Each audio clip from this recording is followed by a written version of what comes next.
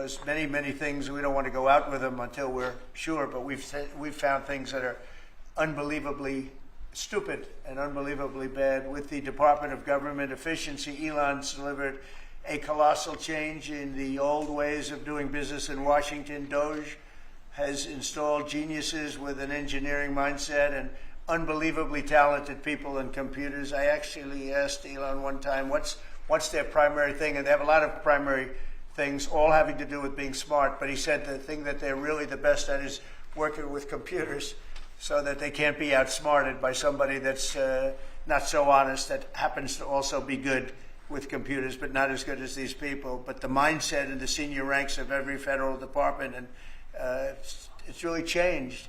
And with Elon's guidance, they're helping to detect fraud/waste and modernize broken and outdated systems.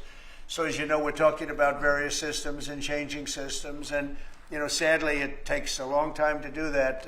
You'll change, let's say, a system at IRS and computerize it properly where the job can be done in 1/10 the time, but it takes sometimes years to rebuild those systems.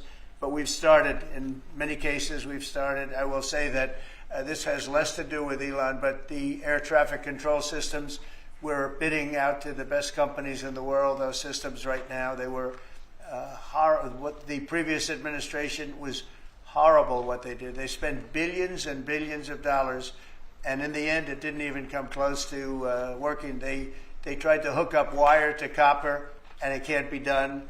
And they just spent billions of dollars and just wasted money. Actually made the system much worse. So we're going to get a brand new modern system. Congress is working with us on that, and we're going to get it done as quickly as we can. But it's in the works, and once it's done, it'll be good for 30 years. But we have a system that's 48 years old and would have a modern computer hooked into a very outdated computer, and they don't hook up. I mean, they didn't hook up. So after spending billions of dollars, they turned on the system, and in never any cases, from local to countrywide, they never worked. More than 75,000 bureaucrats have voluntarily left their taxpayer-funded jobs to come out and really do the job. Countless wasteful and unnecessary contracts have been terminated, and you know that we have terminated many contracts, and many contracts, Elon, are right now being looked at, and it may be 6 months, it may be almost a year in some cases. We're going through procedures, we're going through courts, and we'll remember you as we announce billions of dollars of extra waste, fraud, and abuse. Just as an example, DOGE canceled $101 million for DEI contracts at the Department of Education, $101 million, and that was just a small section of the Department of Education. $59 million for illegal alien hotel rooms in New York City, and the landlord never made the kind of money that he made in the last short period of time. $59 million to a hotel in New York City. $45 million for diversity, equity, and inclusion scholarships in Burma. Does anyone know about Burma? $42 million for social and behavioral change in Uganda. $40 million to improve the social and economic inclusion of sedentary migrants. I can say it's $2 billion to Stacey Abrams and her environmental movement. There was $100 in the account, and all of a sudden they found $2 billion in the account. And I assume that's being looked at. I don't know. I'm not sure, but I assume that's being looked at. Think of that, $2 billion. And then Lee will tell you there's another one over there for $20 billion being spent on another environmental crisis. $20 billion, not 20 million, a lot, not 200,000, which is a lot. So think of it, in her case, you have $100, and now all of a sudden she gets hit with an infusion of $2 billion just before I take office.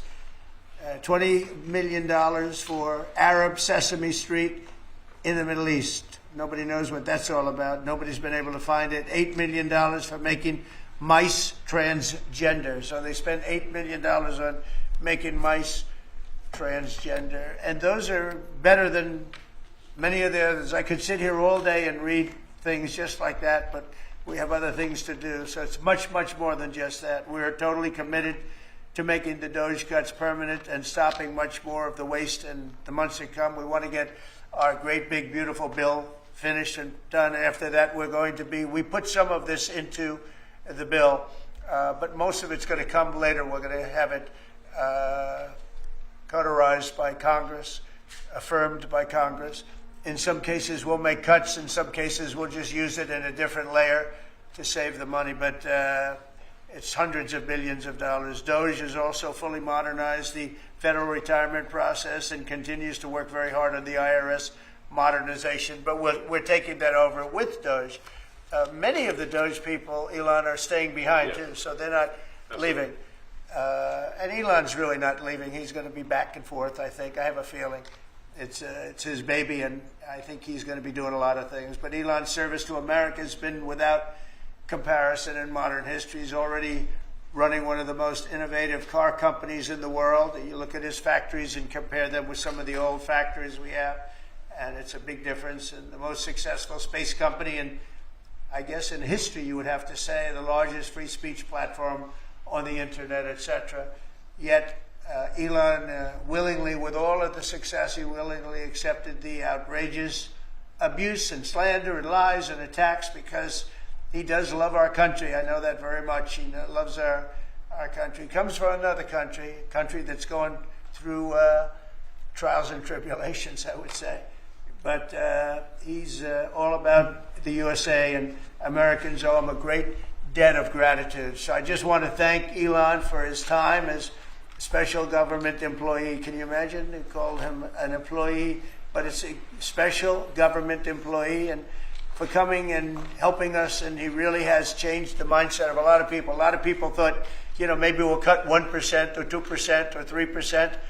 Then they said, wow, we can cut a lot more than that. And we're going to do it very surgically. We're going to continue on the march. We're making America great again. When I was in Saudi Arabia, and we were in, as you know, three really great countries, predominantly the three. Qatar was great, UAE was great, Saudi Arabia, incredible. Such an incredible experience to be in those three countries. But the Crown Prince of Saudi Arabia, and I must tell you, the great leaders of the other two that we just mentioned, they all said the same thing, that the United States is the hottest country right now anywhere in the world. And 6 months ago, we thought it was dead. It was like a dead country. And it would have been a dead country if we didn't have the right result on November 5th. It would have been a horrible, horrible situation was going on with the borders, with transgender for everyone, men playing in women's sports, and so much more. But they were saying the hottest country anywhere in the world. And then I played that little clip because I was one person who was respected, but there were two people, because Joe was in that one too. Joe's a good man. But that was one group of people saying something about the success of what we've done over the last 4 months. They cannot believe it. In the one case, they said they've never seen anything like it as long as they've been doing what they've been doing. They've been doing it for a long time. So I want to thank Elon for helping. And again, the United States right now is the hottest country anywhere in the world. There's no country as hot, and we're doing really well.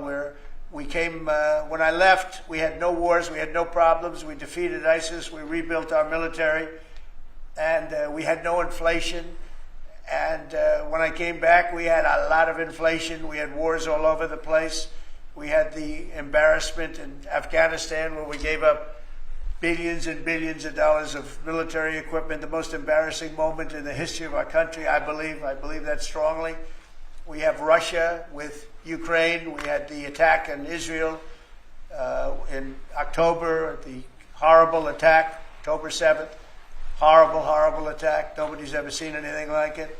And now we have something where we're really healing a lot of that. We stopped India and Pakistan from fighting. I believe that could have turned out into a nuclear disaster. And I want to thank the leaders of India, the leaders of Pakistan, and I want to thank my people also. We talked trade.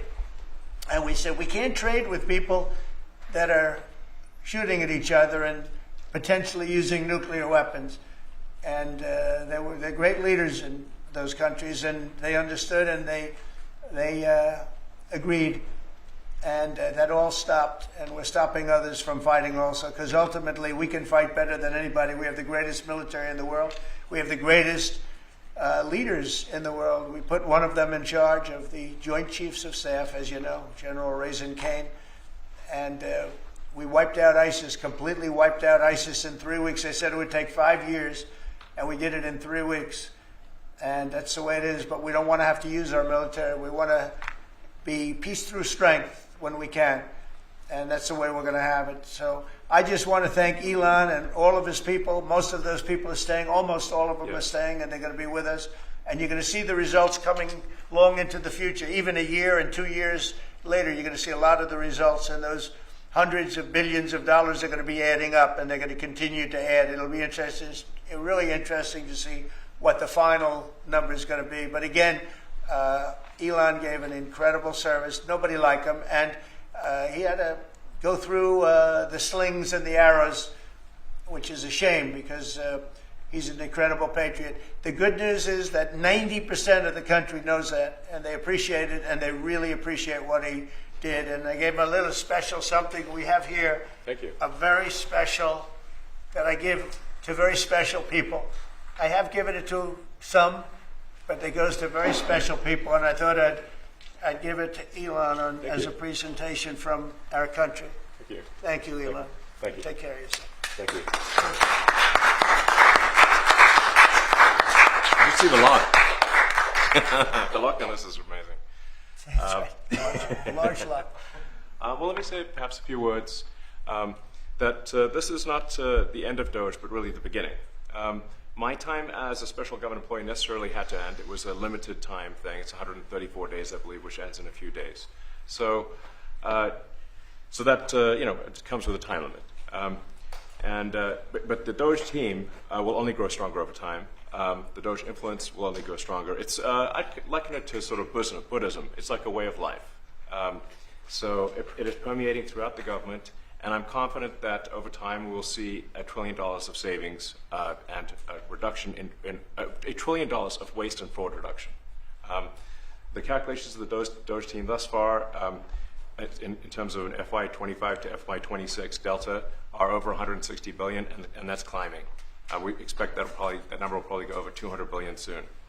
So I think the DOGE team is doing an incredible job. They're going to continue doing an incredible job, and I'll continue to be visiting here and be a friend and advisor to the president, and I look forward to times being back in this amazing room. By the way, isn't this incredible?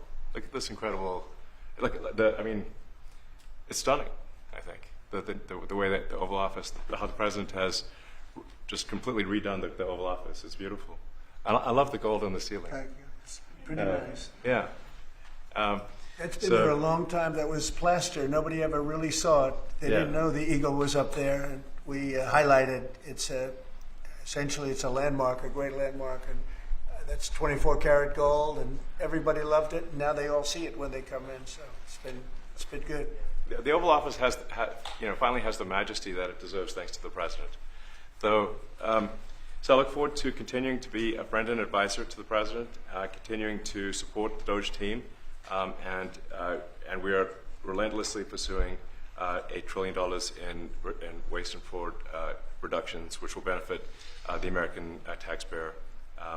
So that's it, really. Thank you, Mr. President. Thank you. Right. Great job. Fantastic.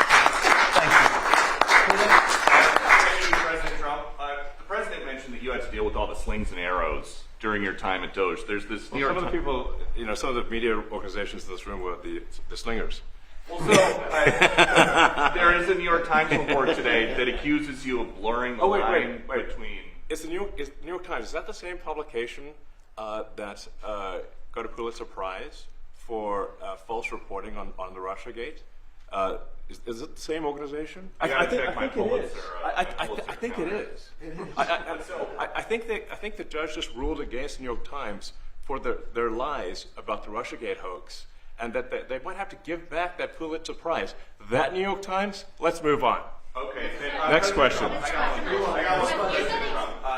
President Trump, Biden aides, who use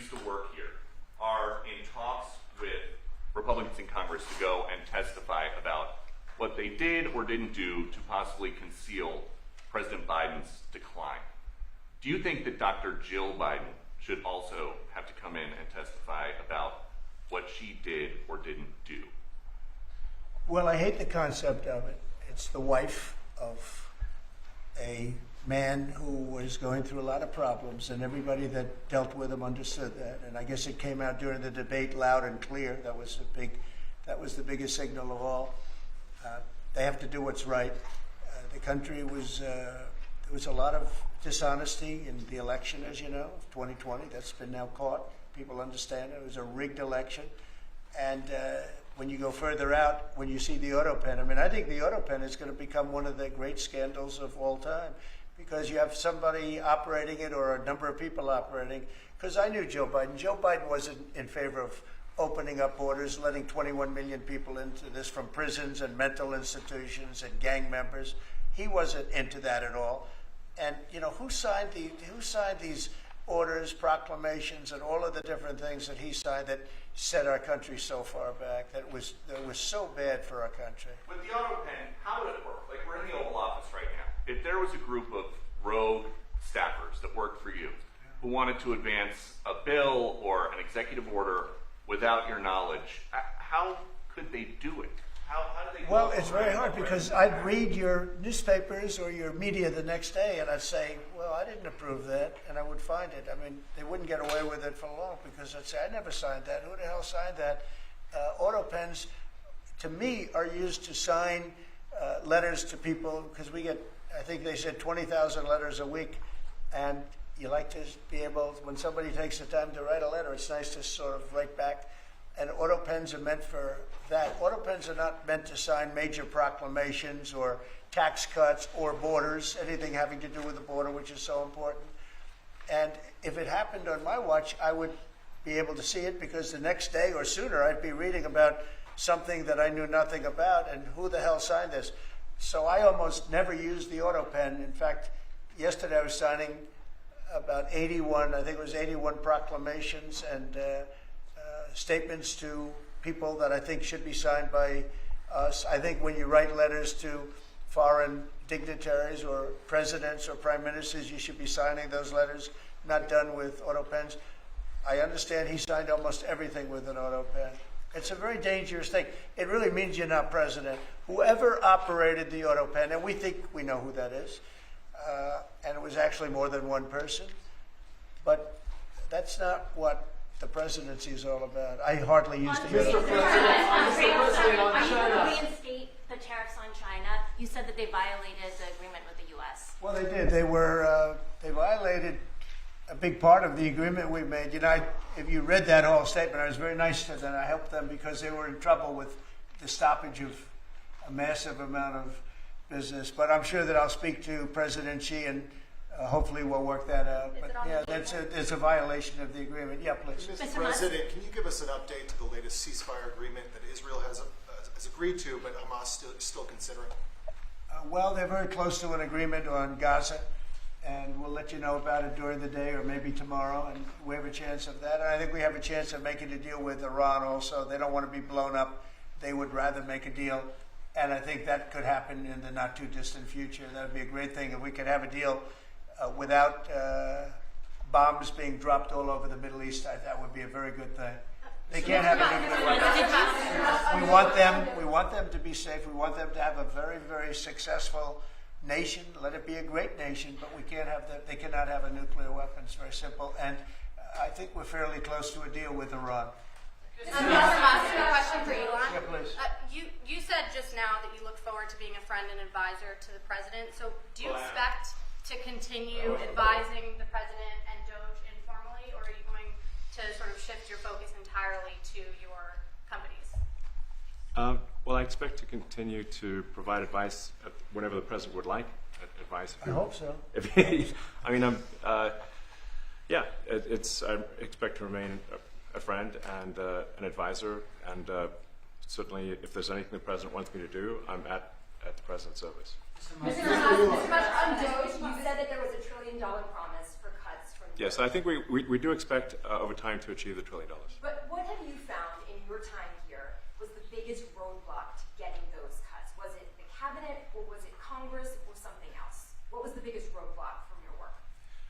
It's mostly just a lot of hard work. It's really not any one person or Congress. It's going through really millions of line items and saying just each one of them makes sense or does not make sense. Obviously, at times when you cut expenses, those who are receiving the money, whether they're receiving that money legitimately or not, they do complain. And you're not going to hear someone confessing that they received money inappropriately.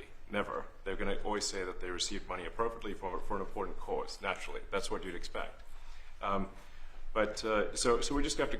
It's just a lot of work going through the vast expenses of the federal government and just really asking questions. What's this money for? Are you sure it's actually being used well? Many times we can't even find anyone who defends it. So for a lot of the expenses, there is actually no defender at all. And then we have to just work through the process of stopping the spending, where there's often literally no defender. Nobody even knows why the money's being spent. It's truly absurd. I mean, we find situations where there are millions of software licenses with 0 people using them. 0. Exactly. This is the quizzical expression. You're like, surely, if there's millions of software licenses, someone should be using them. No, and then we've got to go through the process of saying, okay, look, if no one's using the software, we need to terminate this software license agreement.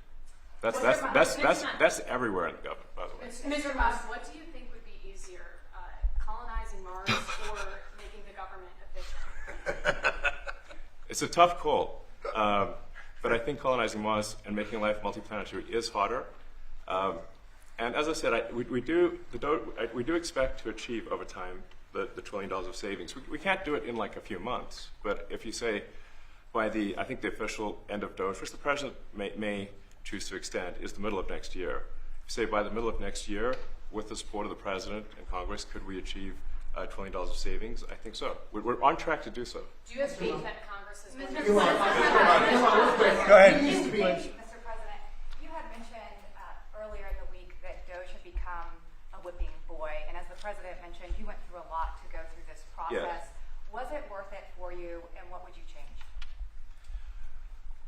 Yes, so what we found was happening was that if there were any cuts anywhere, then people would assume that was done by DOGE. And so we became like essentially the DOGE boogeyman, where if any cut anywhere would be ascribed to DOGE. A friend of mine's daughter, who's at law school at Georgetown, thought that DOGE had cut the Senate, the internships the legal internships for the Senate, and we have nothing to do with that. So if they have been cut, it's not to do with us, just as an example. So, it just became a bit ridiculous where any cut anywhere was somehow DOGE, and including things that made no sense, and we would agree made no sense. There are many things that occur in the government because it's the banal evil of bureaucracy. It's sort of the frankly largely uncaring nature of bureaucracy. It's as the great Milton Friedman said, money is spent most poorly when it is someone else's money being spent on people you don't know, and that's how federal spending is. And then you can't really even blame the individuals because the way the government works is complaint minimization. So when you do when someone within the government tries to stop that money being spent, there's usually someone that complains. And then their manager will say, it's not worth the trouble. Just pay it anyway. That happens over and over again. So was it worth it? I think it was an important thing. I think it was a necessary thing, and I think it will have a good effect in the future. Thank you, President Trump. This week there was a video on board a plane that showed the First Lady of France slapping her husband, Emmanuel Macron. Do you have any world leader to world leader marital advice? Make sure the door remains closed. That was not good. Yeah. No, I spoke to him, and he's fine. They're fine. They're two really good people. I know them very well, and I don't know what that was all about, but I know them very well, and they're fine. I got a little shiner here. What do you think about Was the there? Democratic Party plan to avoid being swept in every battleground state again by spending $20 studied how to speak to American men. Well, you know, they spent 2.8 billion. We spent 1.5. We spent much less. We spent about half of what they spent, and at the end they were $28 million short. They had to be. They spent 2.8 billion. It's a lot, but they couldn't get 28 million at the end, and now they want to spend. I read that they want to spend money to learn how to talk. That's fake. You don't want to be fake. You shouldn't have to hire consultants to say what America needs, because then the consultants should be running the deal, not them. But I read that they want to spend a lot of money in each state. So we won all 7 swing states, 7 out of 7. We won a lot more than that. We won the popular vote. We won everything. And they want to spend money to find out what they did wrong. And I mean, I could tell you what they did wrong. I could tell you every one of their programs. When they say men playing in women's sports, I would say that's not a winner. When they say transgender for everybody, I think that's not a winner. When they say open borders so the entire world population of criminals can pour into our country, I don't think that's a winner. I mean, I just gave them that for free, but I don't know if they'll change their ways. I see them all the time. I see people that I know in Congress, Democrats, they're trying to justify some of the things I just said. You can't justify them. I always hear they're 80-20 issues. I say they're not 80-20, they're 97-3. They might be 99-1. They're not 80-20. They wish they were 80-20. And they're wasting a lot of money if they're going to continue with that nonsense. And this Mr. is President, more on of the a big page 6 question, but back when you listed The Apprentice, you mentioned once in 2012 that Diddy was a good friend of yours back then. He has since found himself in some very serious legal trouble. Yeah, that's true. Would you ever consider pardoning him? Well, nobody's asked. You had to be the one to ask, Peter, but nobody's asked. But I know people are thinking about it. I know they're thinking about it. I think people have been very close to asking. First of all, I'd look at what's happening, and I haven't been watching it too closely, although it's certainly getting a lot of coverage. I haven't seen him. I haven't spoken to him in years. He used to really like me a lot, but I think when I ran for politics, that relationship busted up. From what I read, I don't know. He didn't tell me that, but I'd read some little bit nasty statements in the paper all of a sudden. It's different. You become a much different person when you run for politics and you do what's right. I could do other things, and I'm sure he'd like me, and I'm sure other people would like me, but it wouldn't be as good for our country. As we said, our country's doing really well because of what we're doing. So it's not a popularity contest. So, I don't know. I would certainly look at the facts.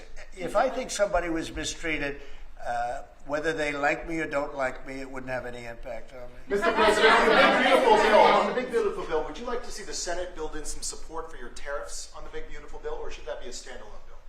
I have great support on the tariffs. I was so honored that we got that ridiculous stay lifted, because that would have taken away presidential power. It would have taken away everything that was granted by the founders.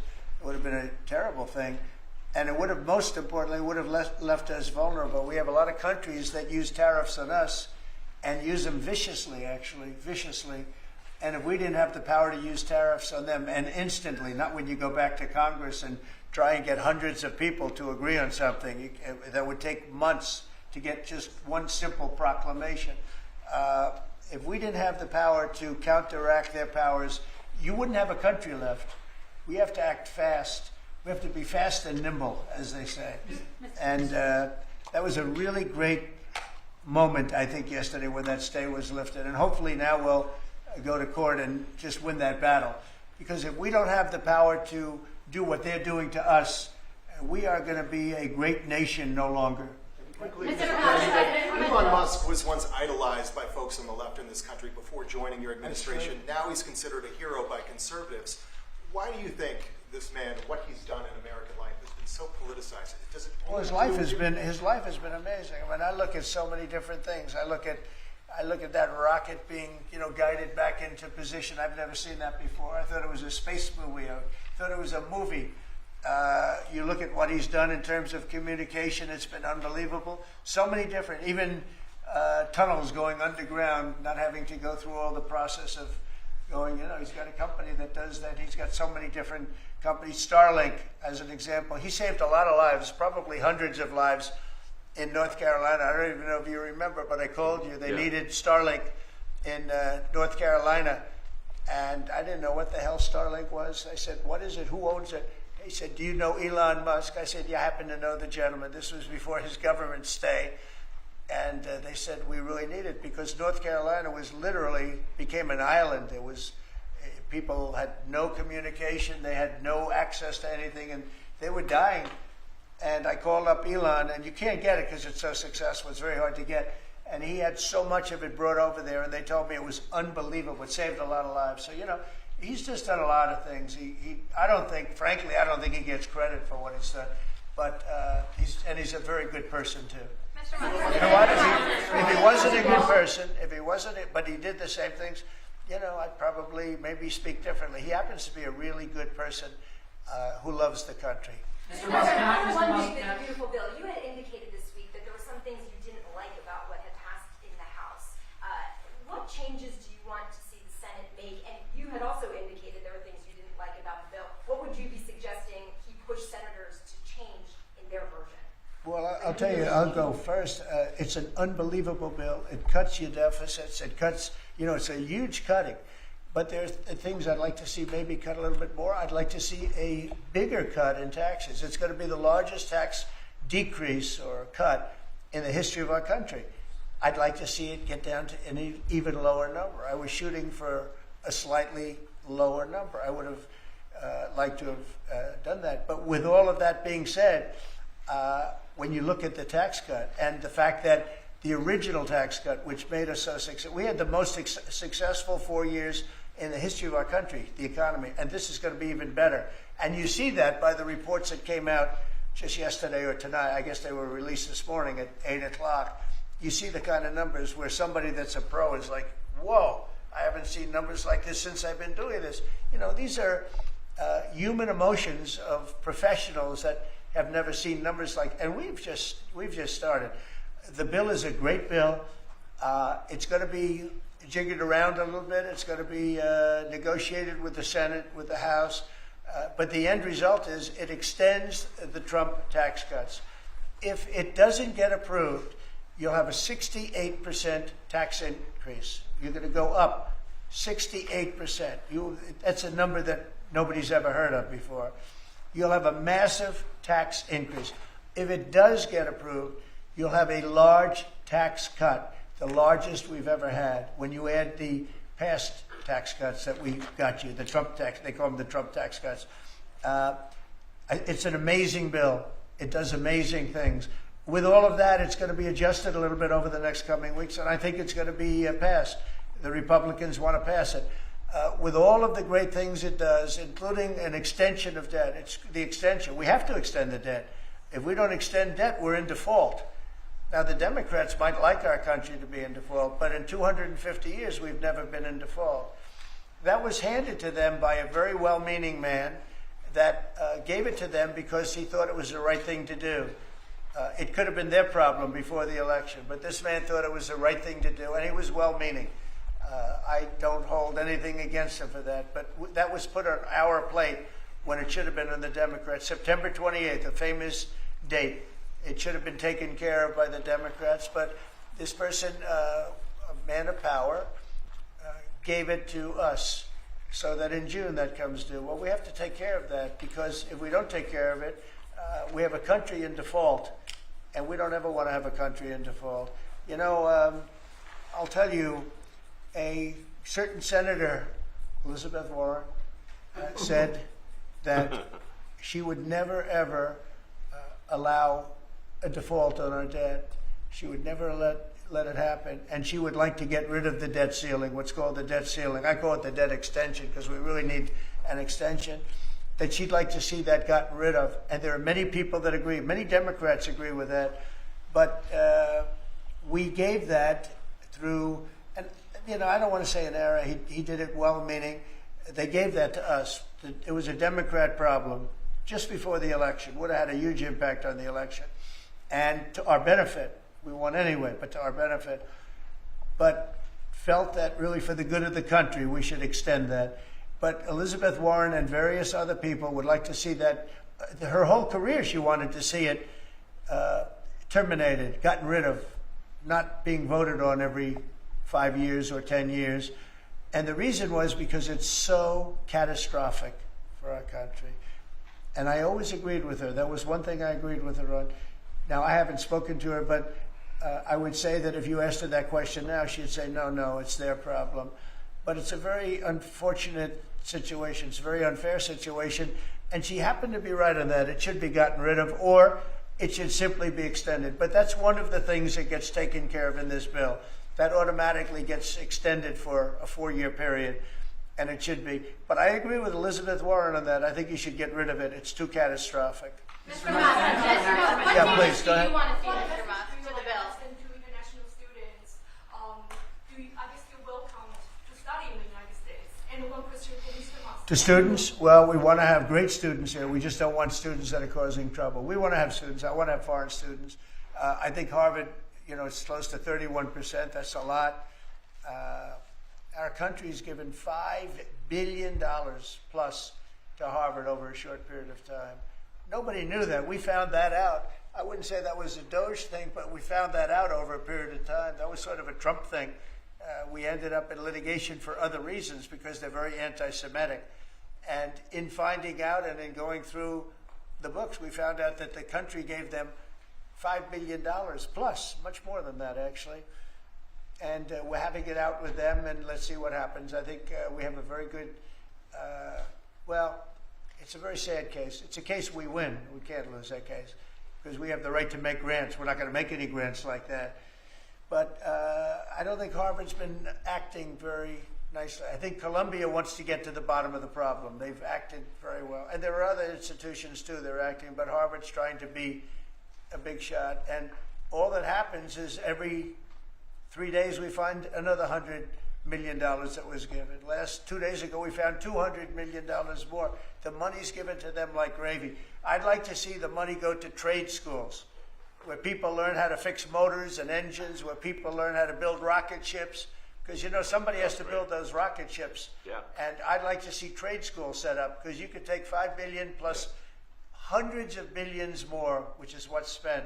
Absolutely. And you could have the greatest trade school system anywhere in the world. And that's what we need to build his rockets and robots and things that he's doing and to build lots of other things. And, I went to school with people. In some cases, they weren't good students, but they could fix the engine of a car better than anybody I've ever seen. They could take it apart blindfolded. They had an ability at that. And they did very well. They made a lot of money. It's a very skilled job. It's great. But I'd like to see a lot of money going into trade schools. I've always felt that. And we probably found our pot of gold, and that's what's been wasted at places like Harvard. And the money's been wasted. Yeah, please. Yeah, I wanted to ask quickly, Mr. Musk, is your eye okay? What happened to your eye? I noticed there's a bruise there. Well, it wasn't. I wasn't anywhere near France, so.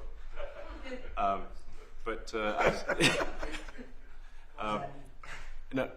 I didn't making a notice joke about his the First Lady of France. getting slapped, I didn't notice.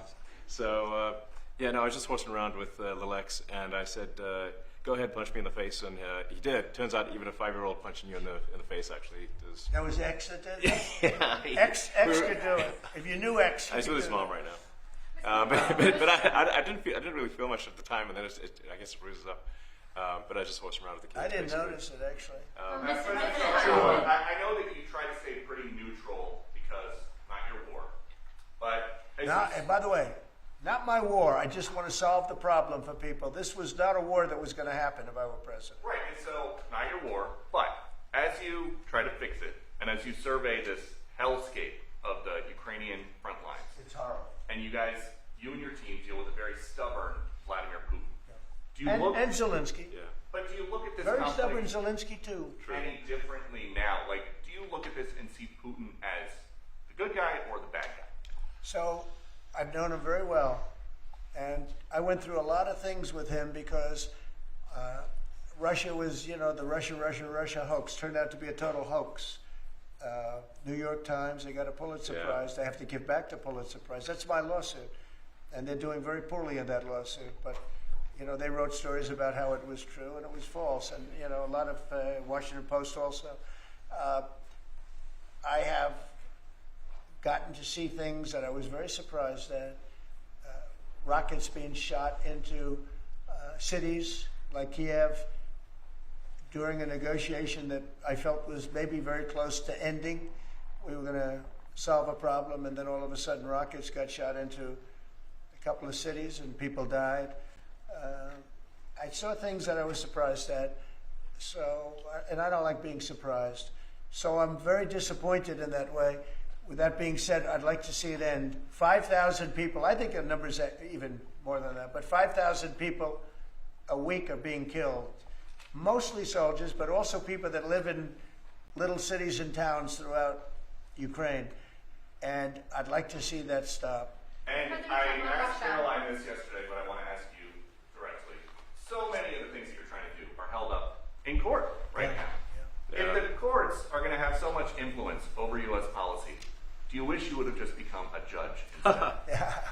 Yeah, well, look, it wasn't meant to be that way. If you look at the founders, the president had certain powers, and you have your three groups, and they all had supposed to be pretty equal powers. But you can't have a judge in Boston running foreign policy in places all over the country because he's got a liberal bent or he's a radical left person. That's what the executive branch is for, and you have checks and balances. But we had millions of people pour into our country, many criminals poured into our country, murderers, mental institutions from all over the world being emptied out into our country. And if we don't get them out and get them out quickly, could lose your country very easily. This is a bad, that anybody would allow this to happen to our country. You know, with all of the things, we took over inflation, we took over some wars, we took over a lot of problems that didn't exist when I was president. None of it existed. We wiped out ISIS. Other than that, we had no wars. Putin was never going to hit Ukraine. Israel would have never been attacked. That attack, as you know, Iran had no money. They didn't have money for Hamas. They didn't have money for Hezbollah. They had no money whatsoever. That wasn't going to happen. All of these things that happened weren't going to happen. You wouldn't have had inflation. So it's very sad when I came back. But the thing that is the hardest is that they allowed 21 million people into our country, and many of those people are stone-cold criminals. They moved their criminal population into the United States, and of all the things that are bad, I solved inflation, I believe, already. I got the fuel prices down. The fuel prices came down. That's one of the reasons. They screwed up the energy. They screwed up the cost of gasoline and oil and gas. And you had tremendous inflation. The greatest inflation probably in the history of our country under Biden. And when people said, oh, but the economy was hard. No, the economy was terrible for the people because they couldn't afford the energy. And the energy brought everything else up. Energy is the big deal. But with all of that, we solved that already. In 4 months, we solved it. $1.99, $1.98 gasoline. First time people have seen that in a long time since my term. But the hardest thing to solve is millions of people pouring into our country, many of whom are criminals. Because remember, these countries are smart. Their leaders are very street smart. They're sending the people that they don't want. They don't want the people that are there, that are law-abiding, that are productive, that are working hard. They want people that are in jails. We have them. They allow them to come in. And I always look to the other side, like, why would somebody do something? In business, I try and study, why would they want to do this? Why would they want to sell it? Why would they want to buy it?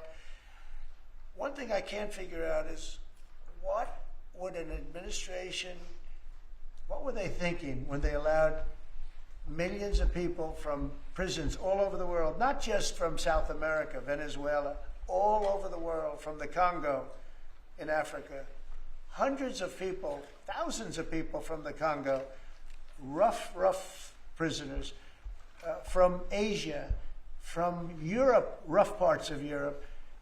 Why would they allow them to come into our country? Why would they do that? It's the one thing I can't figure out. And I don't believe it was Joe Biden. I really don't. I mean, look, he's been a sort of a moderate person over his lifetime, not a smart person, but somewhat vicious person, I will say. If you feel sorry for him, don't feel so sorry because he's vicious. What he did with his political opponent and all of the people that he hurt a lot of people, Biden. And so I really don't feel sorry for him. But he wasn't a person that would allow murderers to come into our country. He wasn't a person that was in favor of transgender for anybody that wanted it, take kids out of families, et cetera, et cetera. So I just don't understand why a thing like this, how a thing like this could have been allowed to happen. Very sad. It's very sad. Very sad for our country. If I could add something to Go that, ahead. which is, I think the fundamental moral flaw of the left is empathy for the criminals and not empathy for the victims. Empathy for the criminals, but not empathy for the victims. And there's been way too much of that. That needs to stop. To the president's point, there's been immense judicial overreach that is unconstitutional. That was never intended. And it's undermining the people's faith in the legal system. It needs to stop.